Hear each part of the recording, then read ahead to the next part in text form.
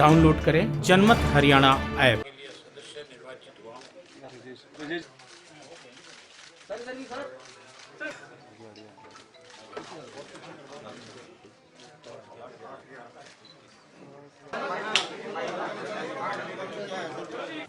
ये जो उपचुनाव हुआ है इलाहाबाद का, इस उपचुनाव के अंदर सरकार ने सारी सीमाएं लांघ दी। जहां सरकार ने सारी सीमाएं लांघने का काम किया, वहीं जिस इलेक्शन कमीशन को हम निष्पक्ष एजेंसी मानते हैं, जिसको एक बड़ी जिम्मेवारी दी गई है कि वो निष्पक्ष चुनाव कराए, हैरानी की बात थी कि अब की बार इलेक्शन कमीशन भी जो है एक स्पाइनलेस व्यक्ति की तरह काम कर रहा था। सरकार के इतना ज्यादा दबाव में था कि हमने इलेक्शन कमीशन को 15 रिटर्न में कंप्लेंट दी, और जो 15 कंप्लेंट दी थी उसके अंदर बाकायदा तौर पे हमने सारे सबूत जुटा करके उनके सामने बताए, और उनसे हमने कहा कि आप इनके ऊपर कार्रवाई करें। इलेक्शन कमीशन ने हमारी एक भी किसी कंप्लेंट का कार्रवाई करना तो बहुत दूर की बात थी, हमें अवगत नहीं कराया, आंसर नहीं दिया कि आपकी तरफ से कोई कंप्लेंट हमें रिसीव भी हुई है क्या। वहीं प्रदेश की सरकार ने इस इलेक्शन को जीतने के लिए जहां सरकारी मशीनरी का डट करके दुरुपयोग किया, वहीं पहली दफा देखने को मिला कि पुलिस की गाड़ियों में पैसा भर करके आया और पुलिस के पहरे में ही पैसे को जो है डिस्ट्रीब्यूट किया गया। बाहर पुलिस खड़ी रहती थी गाड़ियां भर करके, और अंदर जो है मतदाताओं को लुभाने के लिए 10,000 से लेकर के 15,000 रुपये प्रति वोट के हिसाब से पैसा बांटा जा रहा था। हमने उनकी वीडियोग्राफी करके भी इलेक्शन कमीशन को दी। हमने उनको एक एक जगह बताया कि कहाँ कहाँ कौन कौन व्यक्ति पैसा बांट रहे हैं, पुलिस की कस्टडी में पैसे बांटे जा रहे हैं, उनकी वीडियो बना करके भी दिए। उसके बावजूद भी इलेक्शन कमीशन ने कोई संज्ञान नहीं लिया, और सरकार ने अपनी तरफ से इस इलेक्शन में कोई भी बेहूदगी करने में कमी नहीं छोड़ी। सरकारी मशीनरी का इतना बड़ा दुरुपयोग था जैसे कोई कश्मीर में चुनाव हो रहा हो। आपको हैरानी होगी सुनकर के, आपके बहुत सारे पत्रकार साथी वहां पे गए हुए थे जो उस इलेक्शन को जाकर के कवर कर रहे थे। उन्होंने अपनी आंखों से भी देखा था कि जो बीजेपी का कैंडिडेट था या उसके प्रचार में जो लोग गए हुए थे, उनके साथ 20-20 गाड़ियां, बसें जो है पुलिस की भर करके अर्धसैनिक बलों की चलती थी। वहां पे मैं एक गांव में गया, और गांव में गया तो मुझे गांव के लोगों ने पूछा कि अपने यहाँ चुनाव में तो कभी इस तरह से फोर्स नहीं आया करती थी, अब की बार क्या हो रहा है, किस वजह से इस तरह से फोर्स आ रही है, और फोर्स भी अब की बार तो नई नई ड्रेस में आ रही है।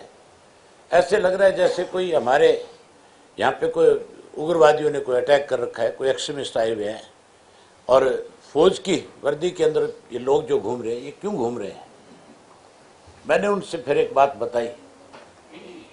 मैंने कहा कि जो ये लोग आज पुलिस के आए हुए हैं यहाँ पे, जो हमारे जो पैरामिलिट्री फोर्सेज जो लगा रखी है, इसका काम है बॉर्डर की सिक्योरिटी करना। लेकिन हैरानी की बात है, सरकार ने बॉर्डर की सिक्योरिटी से हटा करके इनको ऐसे व्यक्तियों की सिक्योरिटी में लगा दिया जिनके खिलाफ 376 और 302 के मुकदमे हैं। गुंडों को संरक्षण देने का काम कर रही है।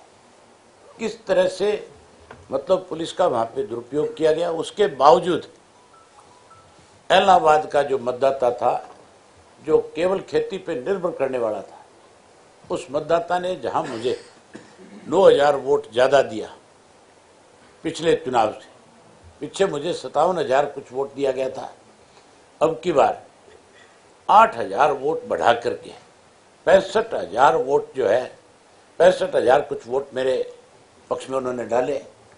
तो 8.5 और 9 के आसपास के करीब मेरा वोट जो है, अब की बार मार्जिन पहले से वोट का बढ़ा। जहां मेरा वोट बढ़ा वहीं भाजपा जो चुनाव लड़ रही थी, वो अकेली भाजपा नहीं लड़ रही थी। उस चुनाव के अंदर भाजपा, जेजेपी और कांग्रेस और एक वो अलोपा, ये चारों इकट्ठे हुए थे।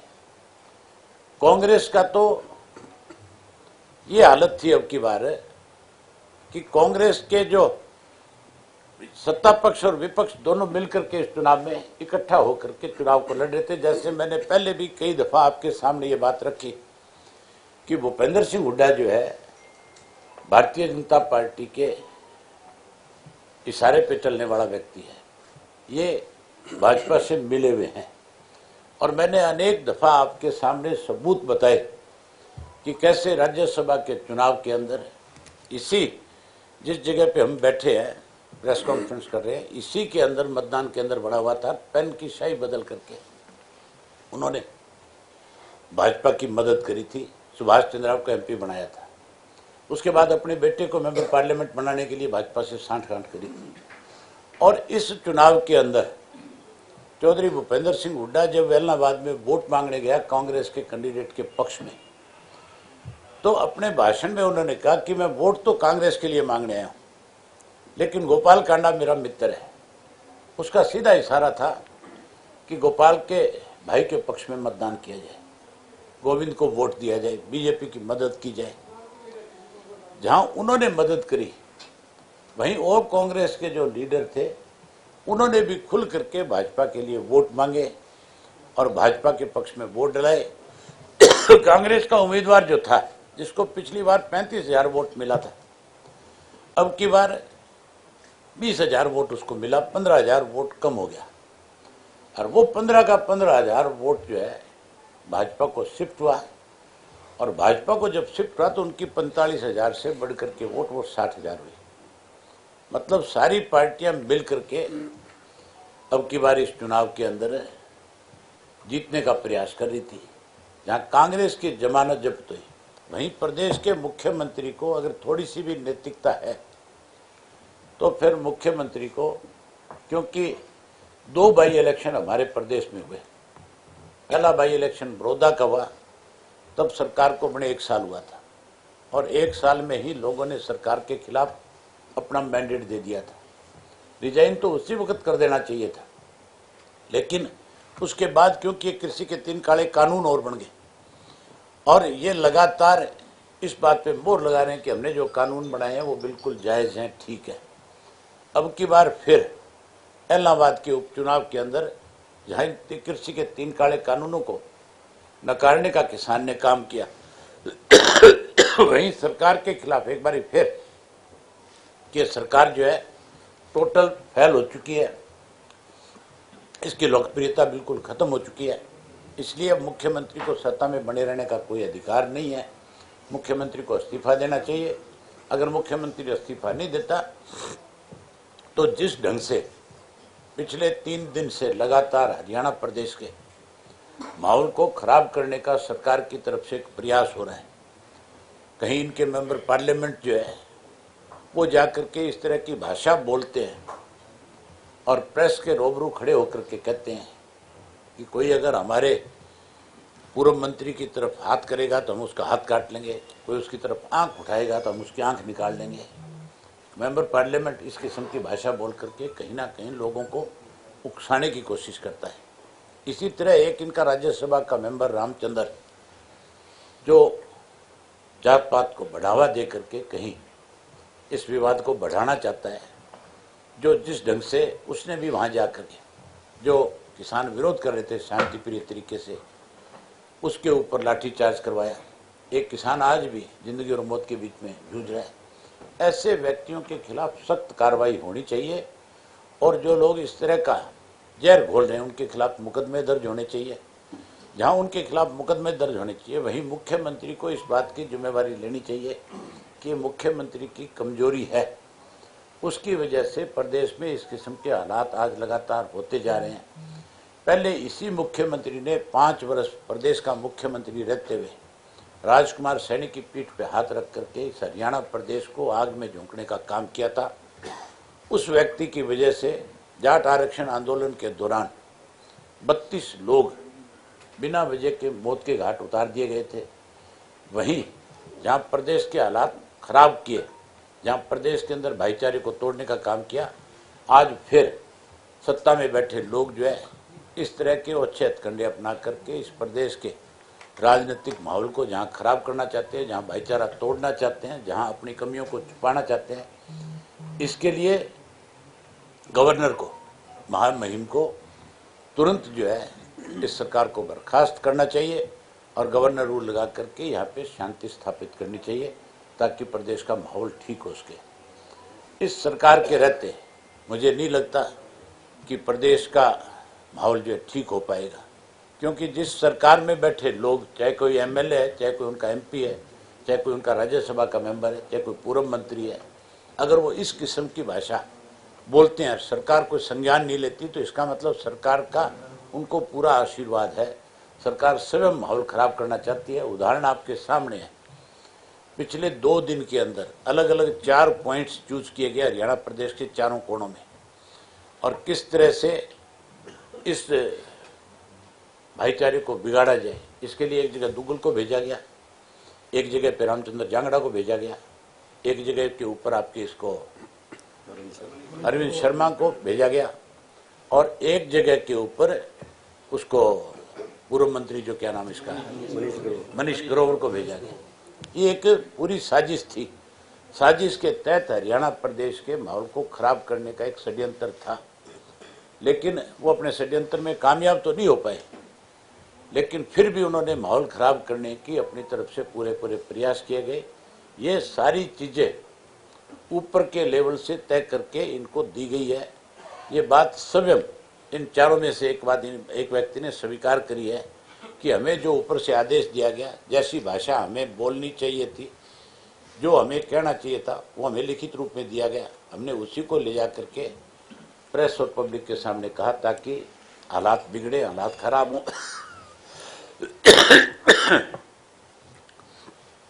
इसके लिए प्रदेश के मुख्यमंत्री को जिम्मेवार है, उसके मुख्यमंत्री के खिलाफ गवर्नर को तुरंत संज्ञान लेना चाहिए। बस और तो नहीं कोई बात है। ये जो चुनाव है मेरा, ये 3 कृषि काले कानूनों के खिलाफ किसान की एक बहुत बड़ी जीत है। अब की बार मुझे 9000 वोट ज्यादा दे करके किसानों ने एक बार फिर ये साबित कर दिया कि हम ये कृषि के 3 काले कानून जो है बर्दाश्त नहीं करते, हम इनको मानते नहीं। ये कानून वापस हो, एमएसपी का कानून बने।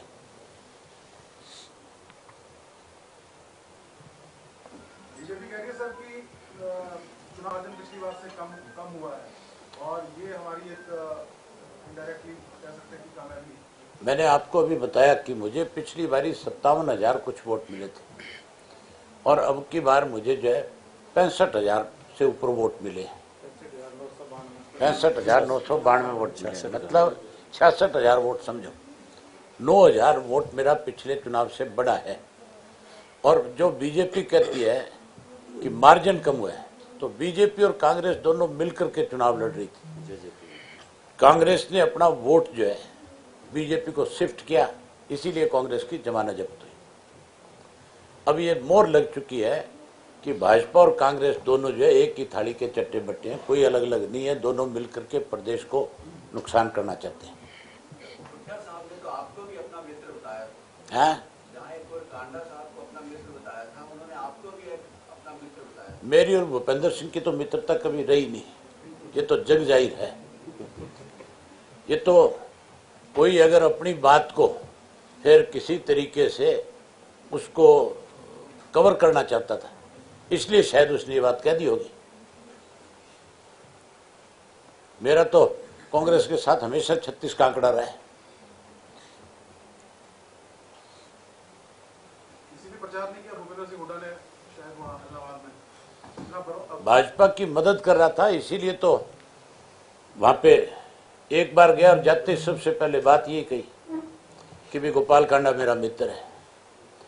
अब गोपाल कांडा क्योंकि उसके मंत्रिमंडल में मंत्री था और हो सकता है कि उस वक्त की कोई ज़्यादा बड़ी दोस्ती होगी, उस दोस्ती को अच्छे ढंग से निभा के आया। सर, आप पीछे आपने 6 महीने तक विधानसभा में भी नहीं थे, अब विधायक भी नहीं थे, अब क्या मुद्दे आप उठाने जा रहे हैं आगे, क्योंकि अब बतौर विधायक स्पीकर को क्या विधानसभा का सत्र बुलाए,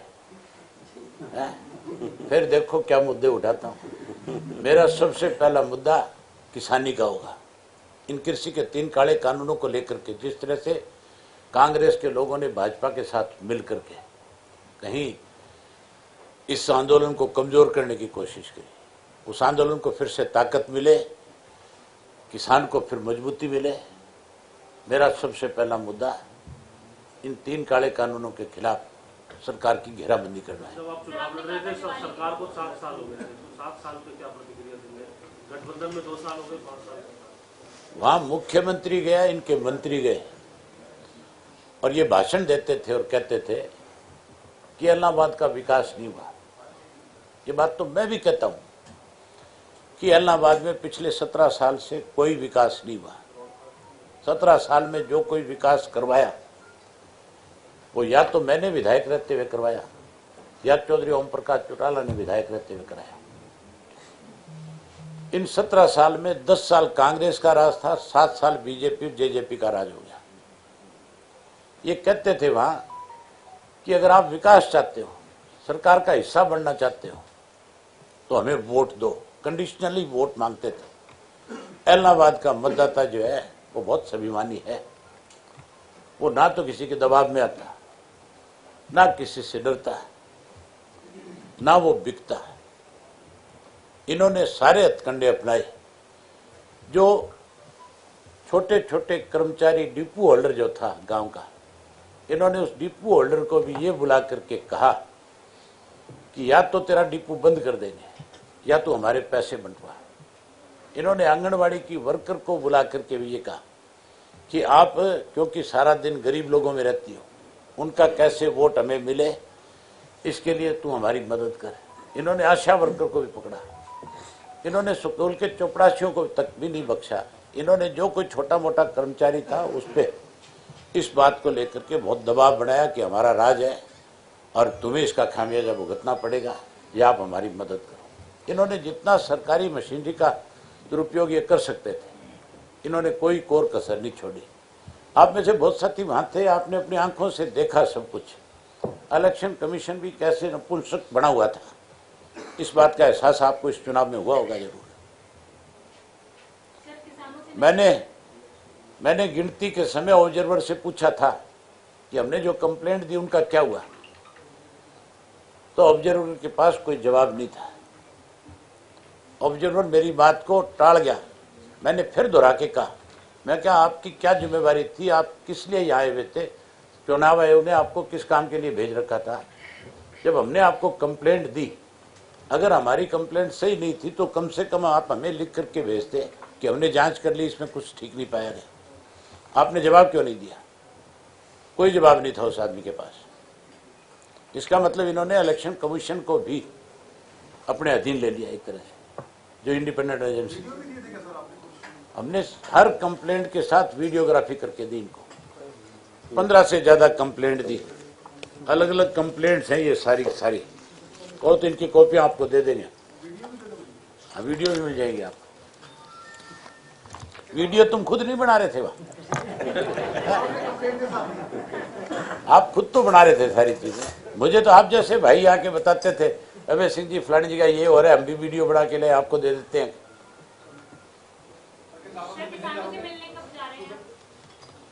मैं बहुत जल्दी इसके लिए कार्यक्रम बनाऊंगा।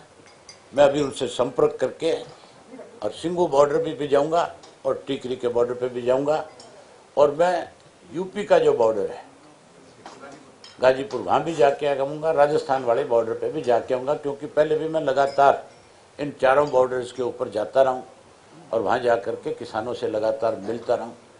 अब भी उनसे जाकर के मिलूंगा। सर, आपने कहा कि किसानों को उकसाने के बयान जो कुछ नेताओं ने दिए, एक नेता ने ये बात मानी थी कि ऊपर से बयान, कौन लोग हैं जो ऊपर से ये बयान दिलवा रहे, क्या उनका नाम भी जाना? आरएसएस के लोग हैं और सत्ता में बैठे लोग हैं। ये बात मुख्यमंत्री से पूछना। मुख्यमंत्री अगर आपको नहीं बताए तो मैं उस व्यक्ति का नाम भी बता दूंगा जिस व्यक्ति ने ये सारी बात बताई कि हमें ऊपर से इस किस्म के आदेश थे कि हमें क्या भाषा बोलनी है। ये लिखित में आया हमारे पास और हमने वही भाषा फिर प्रेस के सामने भी पब्लिकली बोली। सर, आपने जिस तरह कहा था कि अगर दोबारा भी जरूरत पड़ी इस्तीफा देने की तो आप दोबारा भी किसानों के समर्थन में इस्तीफा दे देंगे? मैं किसानों से मिलने जाऊंगा और अगर वहां के किसान जत्थेबंदियां फिर से मुझे ये कहेंगी कि अभय सिंह जी कृषि के 3 काले कानून रद्द हो, इसके लिए आप एक बार फिर इस्तीफा दो, तो फिर अभय सिंह इस बात से हिचकिचाएगा नहीं, फिर इस्तीफा दे देगा। वही इसी लेकर आज सुबह दुष्यंत चौटाला ने भी प्रेस कॉन्फ्रेंस की। उन्होंने कहा कि चुनाव कोई खेल नहीं है, तो बार-बार इस्तीफा दिया, दोबारा चुनाव करवा दिया। मैं ऐसे लोगों के सवाल का कोई उत्तर देना नहीं चाहता। मैंने जिस दिन मेरा इलेक्शन का रिजल्ट आ रहा था एक बात कही थी, उसमें सारी चीज खत्म हो जाती है। आप मेरे उस सवाल का जवाब उनसे ले लो, वो उस पर क्या आंसर देते हैं, फिर मैं आपको आगे कोई बताऊंगा कि क्या है। मैंने उस दिन कहा था कि जंगल में शेर जो है उसको इंजर्ड किया जा सकता है, उसको घायल किया जा सकता है, लेकिन गिद्दड़ राज नहीं कर सकते। आज भी वही बात कह रहा हूं कि मुझे इन्होंने मारने के लिए हर तरह के अच्छे हथकंडे अपनाए, पैसे बांटे, सरकारी दबाव दिया, पुलिस प्रशासन का रौब दिखाया, वहीं पैरामिलिट्री फोर्सेस लगा करके लोगों को कहीं दबाने की कोशिश करी गई। कांग्रेस ने बीजेपी का साथ दिया और जो नए हथकंडे अपनाने चाहिए थे वो सारे अपनाए। उसके बावजूद लोगों ने मुझे 9,000 ज्यादा वोट दिए और मैं चुनाव जीत करके आया। मेरी इस बात का आंसर वो दे दें, फिर कोई आप उनके बारे में मेरे से पूछ लें कि वो क्या कहते हैं, क्या उनकी हैसियत है, क्या औकात है। अब उनको एहसास नहीं हुआ। अजय सिंह मेरे बारे में कहता था कि अगर हम नहीं चुनाव में जाते, अगर हम इसके चुनाव में चले जाते पिछले में, तो अभय सिंह विधानसभा का सदस्य नहीं बनता। अब की बार तो चारों भाई अजय सिंह भी, दोनों उसके बेटे और भाभी रात को 2-2 बजे तक लगातार लोगों के दरवाजों पे दस्तखत दे रहे थे। गोविंद के चुनाव की बजाय उस चुनाव को उन्होंने ज्यादा लड़ा। उसके बाद लोगों ने सबक सिखा दिया। पूछ ले उनसे, अब की बार तुमने जोर लगा लिया नहीं, वो तो फिर विधानसभा में आ गया था, और आ गया नहीं उनकी छाती पे बैठूंगा। सर, जिस दिन आपके चुनाव प्रचार का लास्ट दिन था, उस दिन राकेश टिकैत जी द्वारा एक बयान आया था कि झोला जिसका है उसको सौंप दिया जाए। तो कहीं ना कहीं आपको लगता है कि किसानों का कितना श्रेय है आपकी इस जीत में? क्योंकि कहा जा रहा था कि इन्होंने का गढ़ है हैदराबाद को कहा जाता है, कितना आप श्रेय देना चाहेंगे किसानों को आपकी दोबारा जीत? मेरी कॉन्स्टिट्यूंसी जो है वो टोटल खेती करने वाले लोगों पे निर्भर करती है। और मैंने आपको पहले ही बताया कि मेरी जीत नहीं, किसानों की जीत है। किसानों को हराने के लिए कांग्रेस, बीजेपी, जेजेपी, अलोपा सब इकट्ठे हो गए थे और सारे तरह के हथकंडे इन्होंने अपनाए। उसके बावजूद किसान जीता है। जो बात टिकैत साहब ने कही, आप किसी के घर में अपनी अटैची रख दोगे, कोई खोल के देख लेगा तो यूँ समझो फिर तो आपका विश्वास खत्म हो गया ना है। ईमानदारी तो यही कहती है कि उसकी संभाल के रखो और उसको वापस दे दो। क्योंकि भाजपा द्वारा बयान आ रहा था कि जो गढ़ तो है वो गड़बड़ हो गया है, गढ़ नहीं रहा है तो उसकी अब आप ये बताओ गढ़ है कि नहीं है? दिख रहा है, जवाब दे दिया आप। सर, पवन बेनीवाल के साथ आपका तीसरा मुकाबला हुआ। पहले 2 मुकाबलों में 10 से 12 का अंतर था। इस बार बीजेपी जब वो कैंडिडेट थे 2 चुनाव में, इस बार वो कांग्रेस में है तो उनका मार्जिन घटा है। लेकिन क्या आपको ये लगता है कि बीजेपी का इलाहाबाद में मजबूत होता है?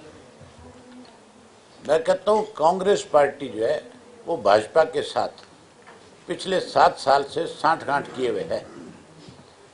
आपके सामने था राज्यसभा में सुभाष चंद्रा का जाना। क्या कांग्रेस पार्टी का बीजेपी के पक्ष में मतदान करना नहीं था?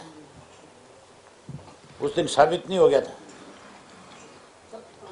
भाजपा का, आप भाजपा जिसको अपना गढ़ मानती है, वो ये स्वीकार क्यों नहीं करते कि हम चुनाव हारे?